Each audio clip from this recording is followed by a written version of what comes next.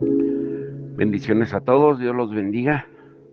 Bueno, muy atentos durante esta semana porque estaremos puntualizando, estudiando más a profundidad temas tan importantes acerca de la doctrina del Espíritu Santo, como es el bautismo del Espíritu Santo, el ser llenos, a recordar lo que vimos cuando tuvimos los bautismos acerca de reflexiones acerca del Espíritu Santo, el sello y la zarra, los dones, que son tan importantes estudios para entender más a profundidad. Y debemos considerar aspectos de la enseñanza bíblica concernientes a la doctrina del Espíritu Santo que hasta ahora no hemos podido tratar, y creo que la forma más adecuada de enfocarla es esta. Hay algunos términos con respecto a la relación entre el Espíritu Santo y el creyente que hemos tratado así superficialmente, pero que no hemos podido tratar en profundidad y que veremos durante esta semana. Y son términos sumamente importantes y en un sentido, por esa misma importancia, no son fáciles. Ciertamente podríamos llegar a decir que son difíciles y que a menudo no solo han llevado a confusión, sino a muchas discusiones y disputas. Como a menudo hemos estudiado con anterioridad, siempre hallaremos que cuando una doctrina es vital, en general suele haber dificultades por la razón obvia de que el diablo, el adversario de nuestras almas, comprendiendo lo esencial de esa doctrina, centra todos sus esfuerzos en ella para crear confusión.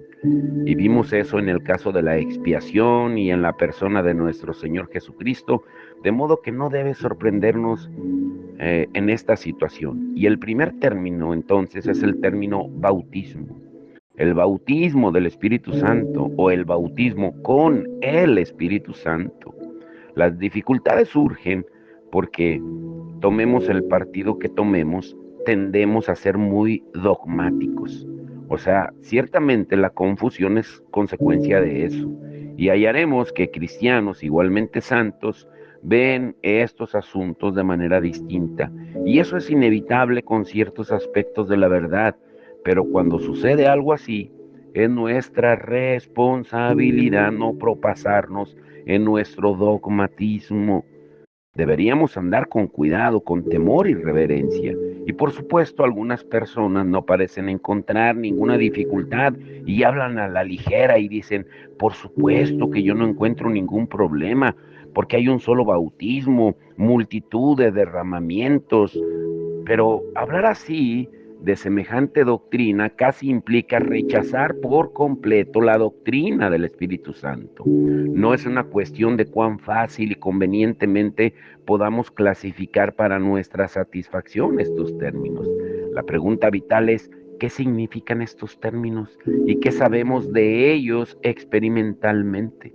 Ahora, recordemos de nuevo que toda la intención de recorrer estas doctrinas no es simplemente o principalmente aumentar nuestro conocimiento y desde luego no en un sentido intelectual. Todas estas cosas nos preocupan por un solo motivo, y es que esa profunda y verdadera experiencia del poder de la salvación depende del conocimiento de estas doctrinas y no de un conocimiento solamente intelectual o teórico.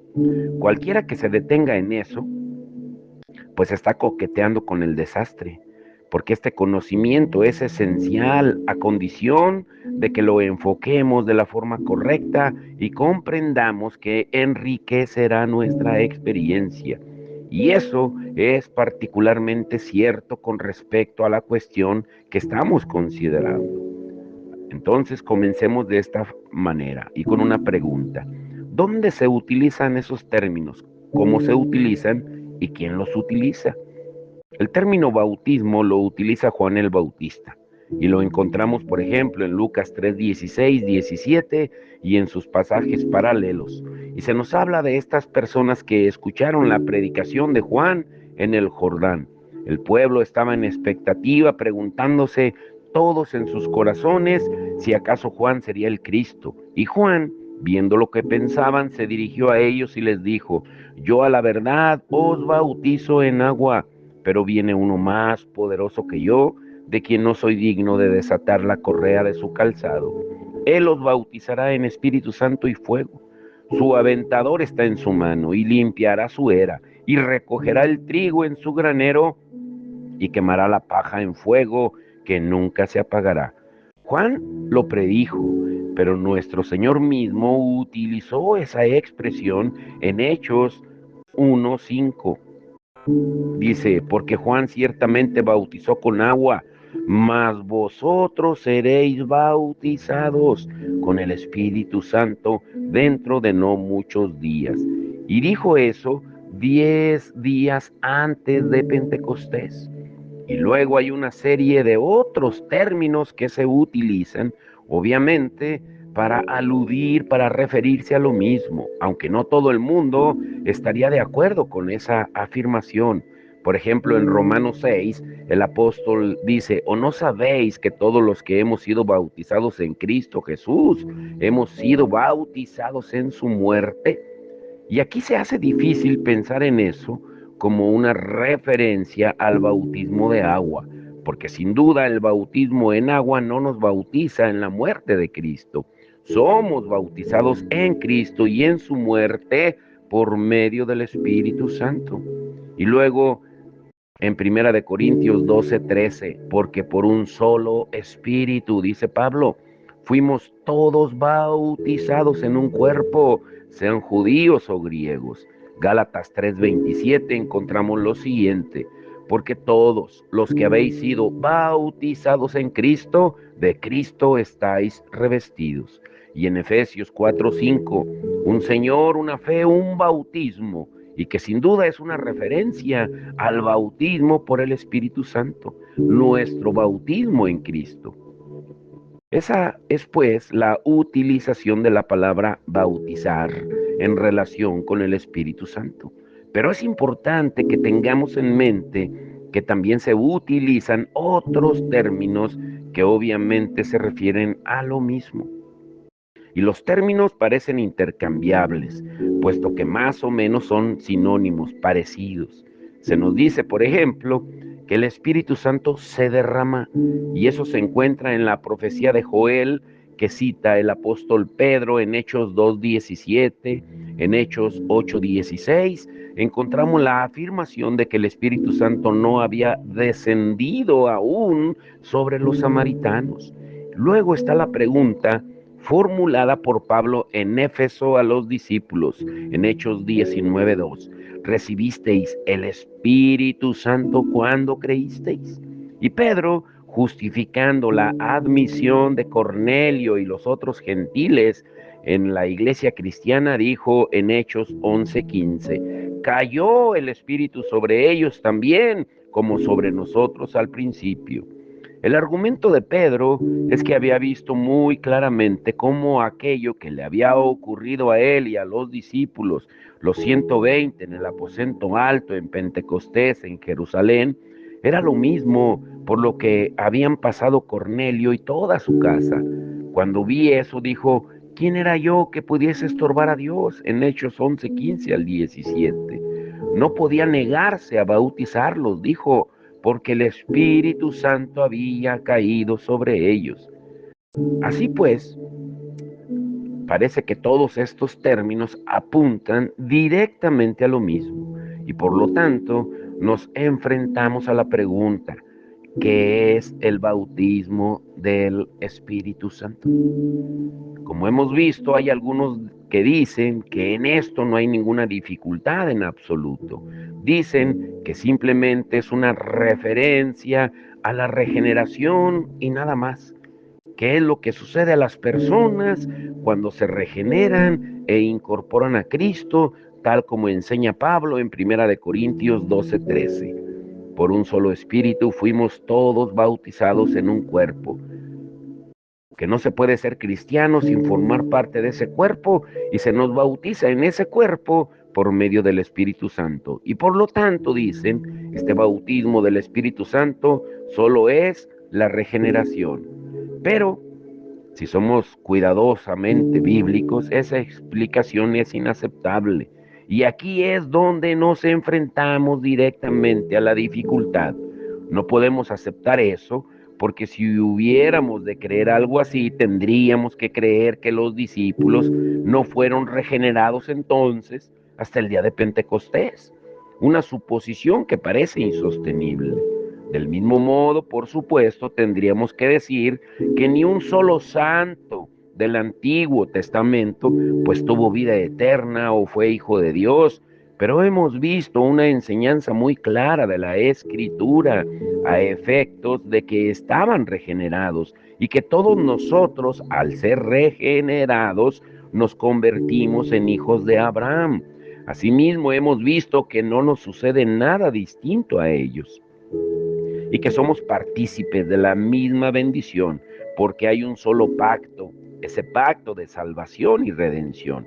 Y también tendríamos que decir que los samaritanos, a los que predicó Felipe el evangelista, pues no estuvieron regenerados hasta que Pedro y Juan fueron a ellos. Al leer el capítulo 8 de Hechos, vemos que Felipe evangelizó en Samaria y que muchos creyeron y se bautizaron en el nombre del Señor Jesucristo, pero se nos dice que no recibieron el Espíritu Santo hasta la venida de Pedro y Juan, que oraron por ellos y les impusieron las manos para que recibieran o fueran bautizados por el Espíritu Santo. Sin embargo, parece como si todo el capítulo negara esa hipótesis. Estaban regenerados, pero aún no habían recibido el Espíritu Santo. Y por supuesto, en un sentido, se puede argumentar lo mismo del caso del eunuco etíope al que habló Felipe. Así pues, no podemos aceptar la idea de que el bautismo sea una simple referencia a la regeneración. ¿Qué es entonces?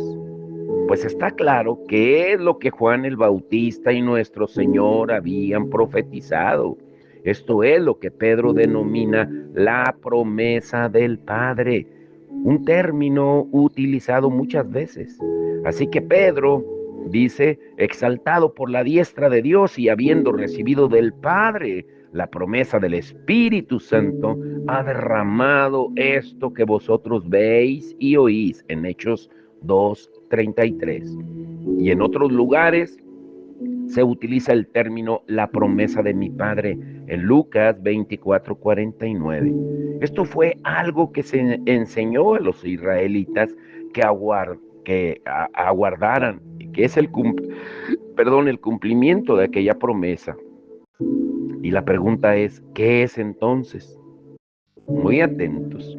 Cuando abordamos esta doctrina del Espíritu Santo al principio de todo, recalcamos que lo que principalmente sucedió el día de Pentecostés fue la institución, el nacimiento de la iglesia cristiana y su proclamación como cuerpo de Cristo. Había creyentes, sí, había personas regeneradas, pero solo se convirtieron en el cuerpo de Cristo en Pentecostés, cuando fueron bautizados en un solo cuerpo por el Espíritu Santo, un mismo Espíritu. Y sin lugar a dudas, ese es el significado principal de Pentecostés. Pero no debemos detenernos en eso. Si ese es su significado esencial, también existe otro subsidiario, o sea, otra, que incluye la conciencia de ese hecho. Y eso lo decimos por la siguiente razón. Volvamos a la pregunta que hace Pablo a los que se encontraban en Éfeso, perdón. ¿Recibiste el Espíritu Santo cuando creísteis? Ahora bien, el hecho mismo de que hiciera esa pregunta implica que podía recibir una respuesta que las personas pueden saber si han recibido el Espíritu Santo o no.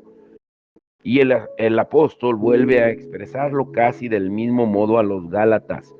¿Recibiste el Espíritu?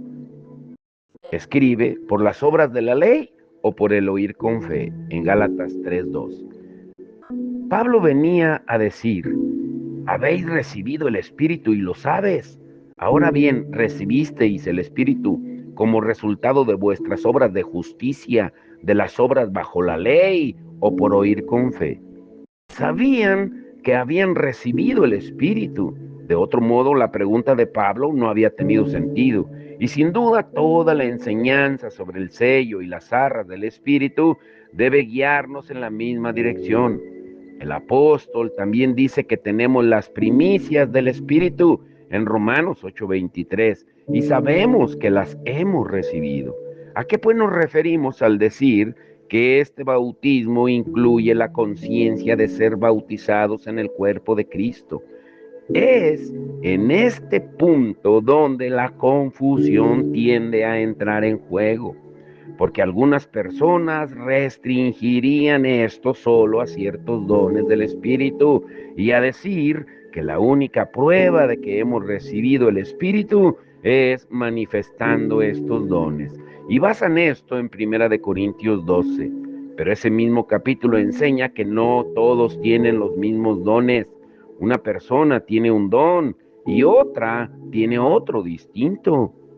Así pues, jamás debemos decir que si no tenemos uno de estos dones, nunca hemos sido bautizados con el Espíritu Santo o que nunca hemos recibido el Espíritu.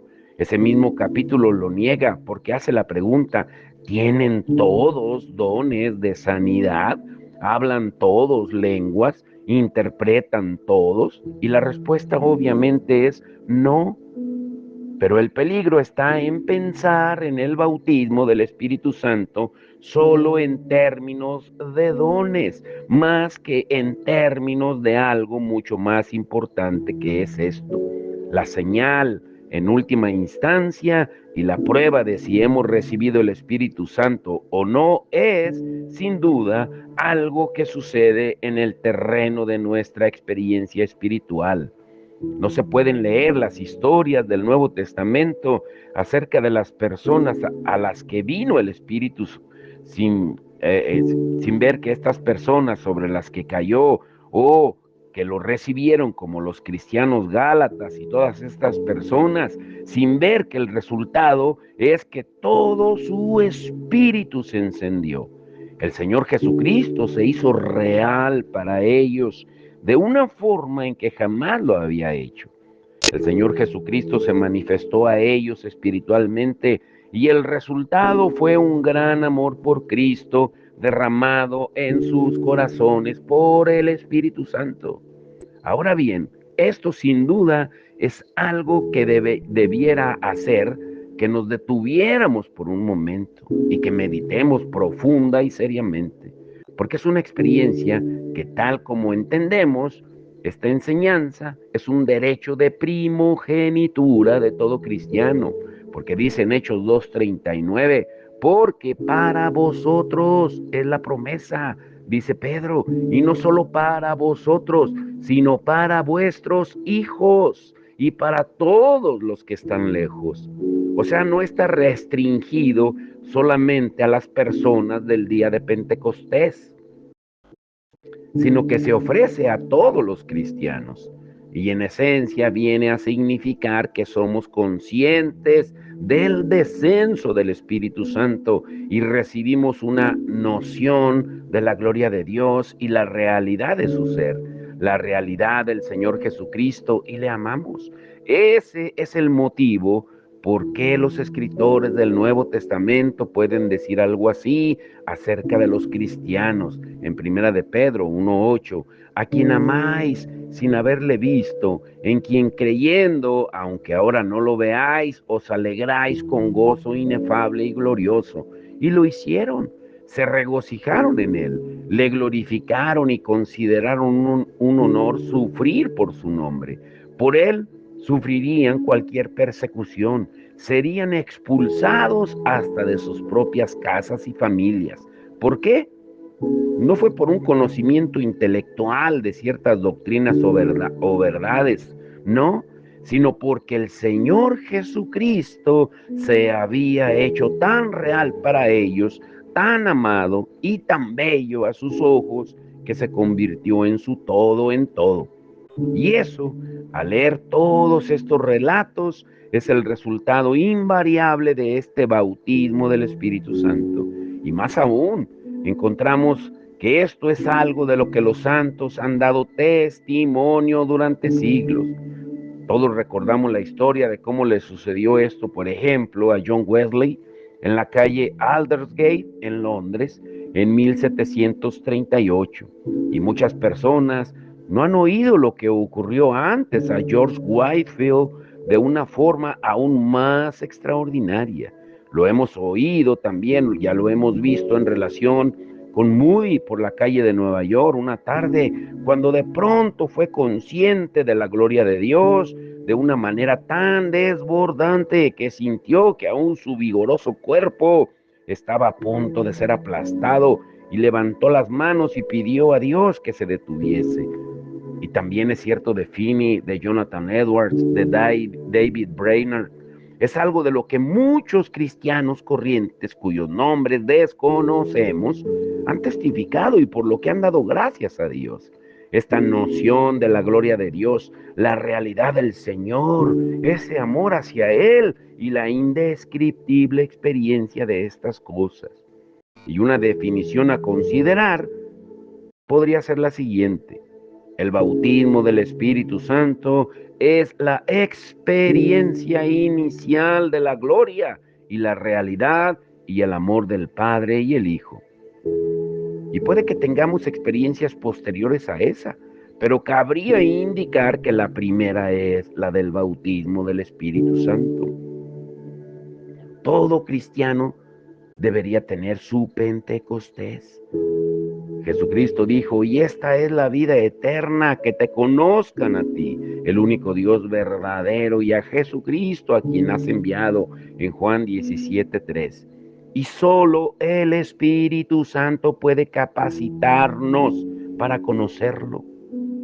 Así pues, el bautismo del Espíritu Santo es la diferencia entre creer estas cosas, aceptar la enseñanza, ejercitar la fe. Eso es algo que todos sabemos y como hemos visto, sin el Espíritu Santo ni siquiera podemos hacer algo semejante y tener una conciencia y una experiencia de estas verdades de una forma extraordinaria y notoria.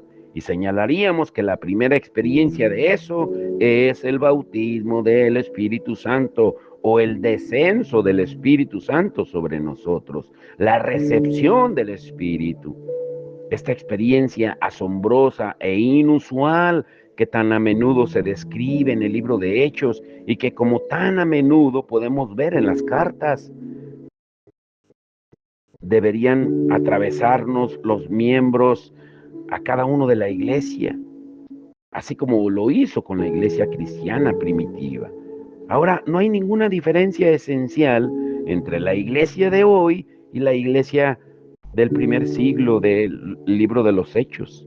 No podemos leer el relato del Nuevo Testamento acerca de la iglesia primitiva sin ver que eran personas espirituales, que tenían una realidad espiritual, no eran simplemente miembros formales de la iglesia, había un espíritu viviente y sabían en quién habían creído y se regocijaban en estas cosas.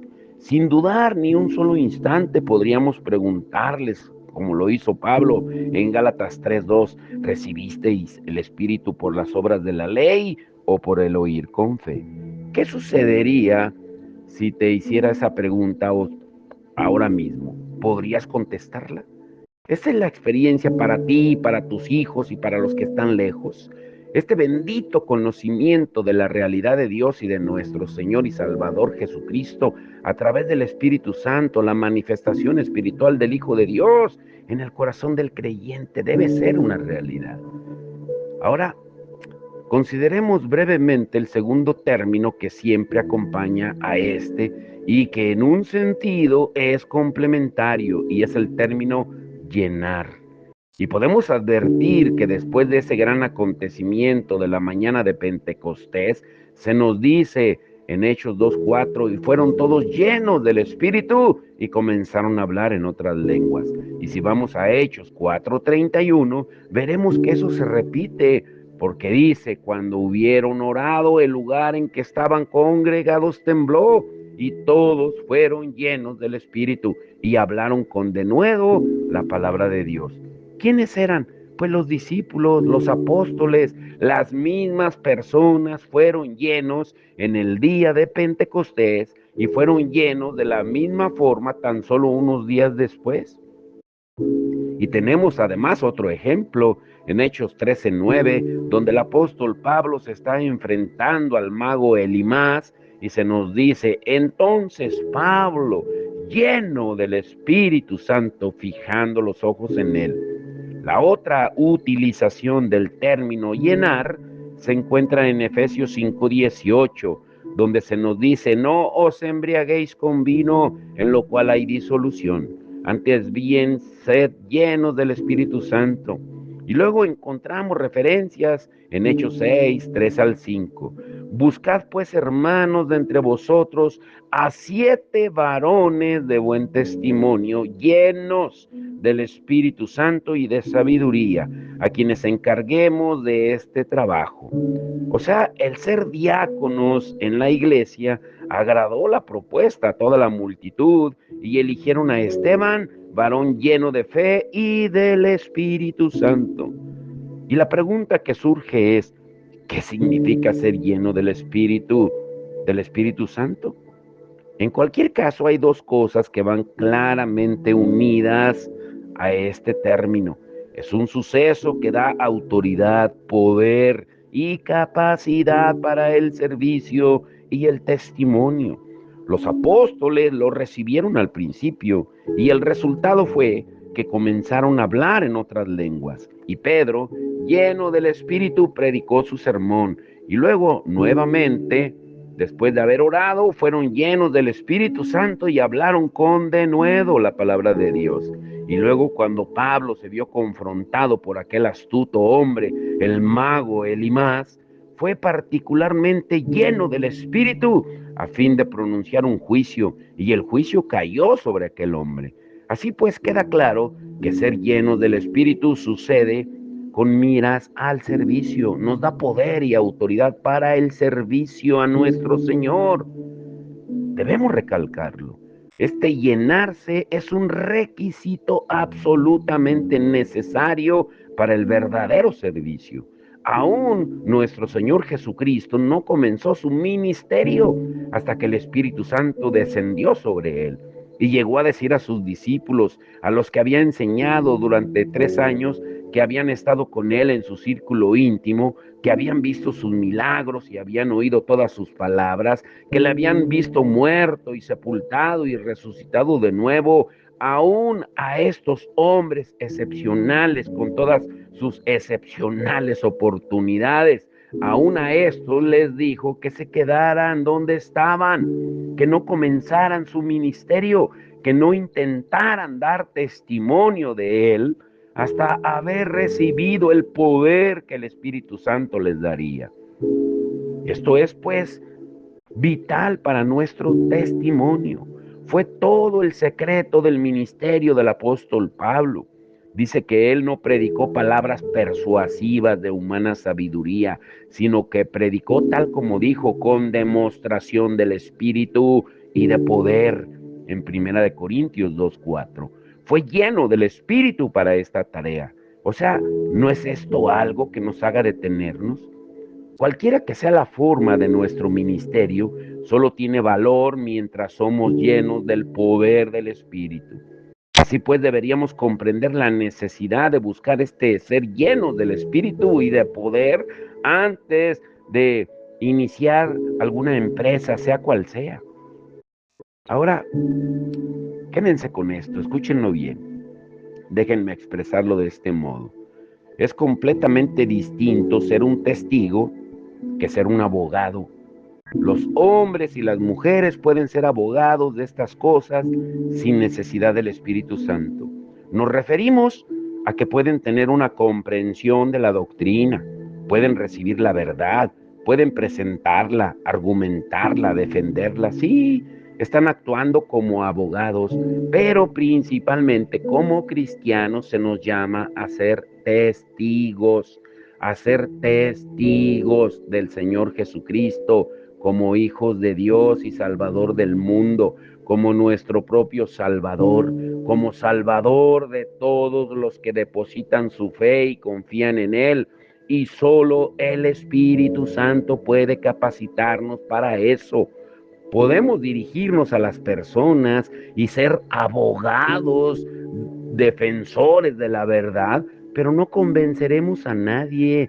Pero si estamos llenos del Espíritu Santo y damos testimonio de la verdad que es verdadera en nuestras vidas por medio del poder del Espíritu, eso se torna eficaz.